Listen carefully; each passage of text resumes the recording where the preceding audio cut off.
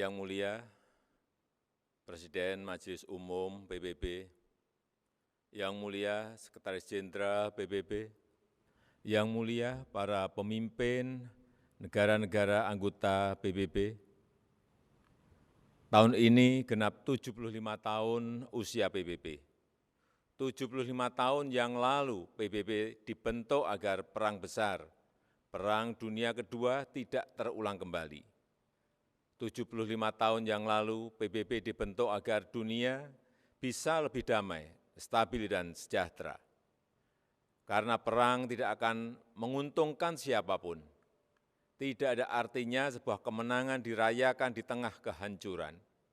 Tidak ada artinya menjadi kekuatan ekonomi terbesar di tengah dunia yang tenggelam. Pimpinan sidang yang terhormat, di usia PBB yang ke-75 ini, kita patut bertanya, apakah dunia yang kita impikan tersebut sudah tercapai?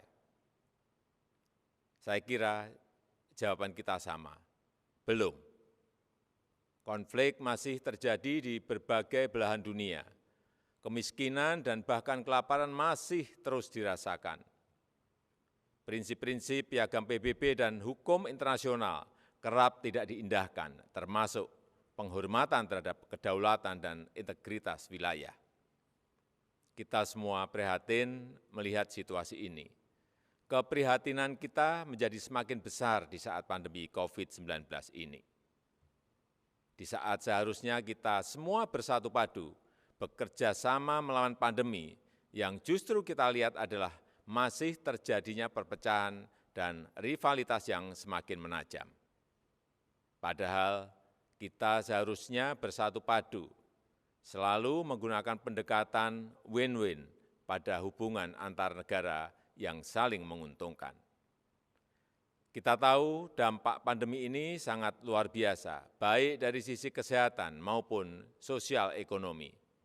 Kita juga paham virus ini tidak mengenal batas negara. No one is safe until everyone is. Jika perpecahan dan rivalitas terus terjadi, maka saya khawatir pijakan bagi stabilitas dan perdamaian yang lestari akan goyah atau bahkan akan sirna. Dunia yang damai, stabil dan sejahtera semakin sulit diwujudkan. Yang mulia, tahun ini Indonesia juga merayakan kemerdekaan yang ke-75 tahun.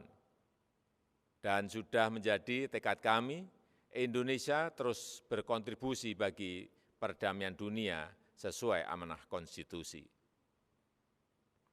Indonesia akan terus memainkan peran sebagai bridge builder, sebagai bagian dari solusi.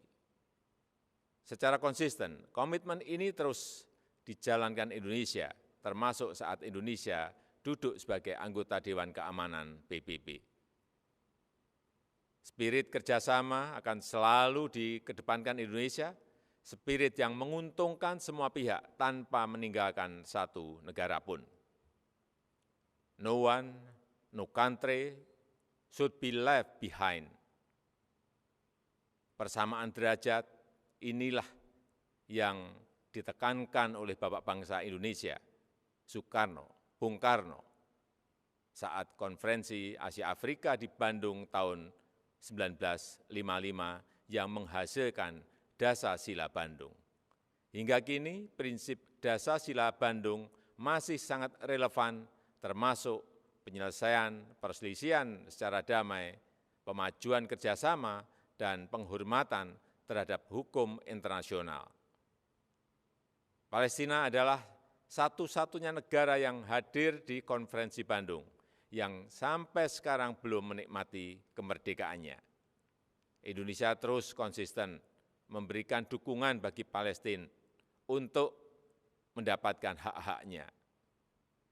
Di kawasan kami sendiri, bersama negara-negara ASEAN lainnya, Indonesia terus menjaga Asia Tenggara sebagai kawasan yang damai, stabil, dan sejahtera. Pada hari jadinya yang ke-53, 8 Agustus 2020 yang lalu, ASEAN kembali menegaskan komitmennya untuk terus menjaga perdamaian dan stabilitas kawasan. Spirit kerjasama dan perdamaian inilah yang kemudian didorong Indonesia ke kawasan yang lebih luas, kawasan Indo-Pasifik melalui ASEAN Outlook on the Indo-Pacific. Yang mulia, melihat situasi dunia saat ini, izinkan saya menyampaikan beberapa pemikiran. Yang pertama, PBB harus senantiasa berbenah diri, melakukan reformasi, revitalisasi, dan efisiensi. PBB harus dapat membuktikan bahwa multilateralism delivers, termasuk pada saat terjadinya krisis. PBB harus lebih responsif dan efektif dalam menyelesaikan berbagai tantangan global. Dan kita semua memiliki tanggung jawab untuk terus memperkuat PBB, agar PBB tetap relevan dan semakin kontributif sejalan dengan tantangan zaman. PBB bukanlah sekedar sebuah gedung di kota New York, tapi sebuah cita-cita dan komitmen bersama seluruh bangsa untuk mencapai perdamaian dunia dan kesejahteraan bagi generasi penerus. Indonesia memiliki keyakinan yang tidak tergoyahkan terhadap PBB dan multilateralisme. Multilateralisme adalah satu-satunya jalan yang dapat memberikan kesetaraan.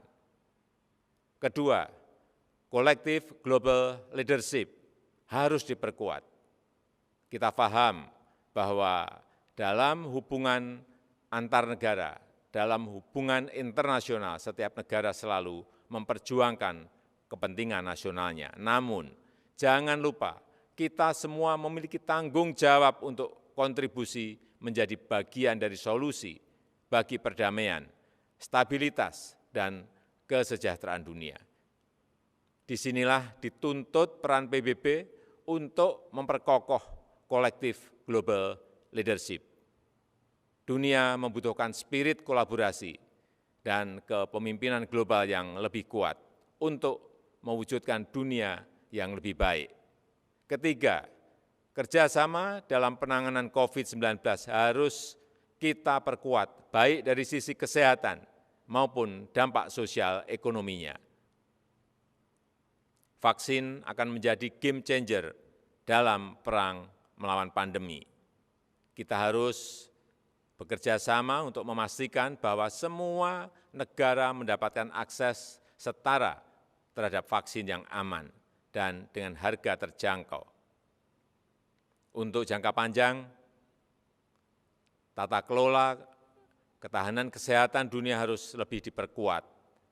Ketahanan kesehatan dunia yang berbasis pada ketahanan kesehatan nasional akan menjadi penentu masa depan dunia. Dari sisi ekonomi, reaktivasi kegiatan ekonomi secara bertahap harus mulai dilakukan dengan melakukan koreksi terhadap kelemahan-kelemahan global supply chain yang ada saat ini. Aktivasi ekonomi harus memprioritaskan kesehatan warga dunia. Dunia yang sehat, dunia yang produktif harus menjadi prioritas kita. Semua itu dapat tercapai jika semua bekerja sama, dan bekerja sama. Mari kita memperkuat komitmen dan konsisten menjalankan komitmen untuk selalu bekerja sama. Demikian, terima kasih.